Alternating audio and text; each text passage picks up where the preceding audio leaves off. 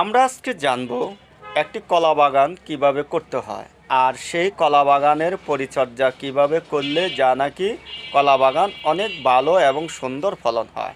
তাহলে চলুন এই কৃষকের কাছ থেকে আমরা দেখে আসি। চাচা, কলার পাতা কাটার একটা সঠিক পদ্ধতি যদি দেখাতেন চাচা।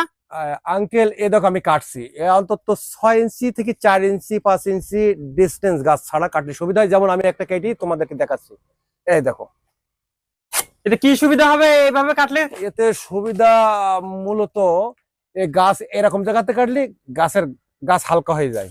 এখান থেকে পচা ধরে যেমন এই যে পচে যাচ্ছে, তো এটা পচতে পচতে আমার 3 মাস লাগবে। এটা পচতে পচতে কাছে চলে আসবে, সুন্দর একটা ভালো হয় আর কি সবচেয়ে। আমরা এতক্ষণ দেখতে পেলাম একজন কৃষকের তিনি কলা গাছের কীভাবে পরিচর্যা করে। তবে এই পদ্ধতিতে যদি আপনারাও কলা চাষ করেন তাহলে অবশ্যই আপনাদের ফলনটাও অনেক ভালো হবে।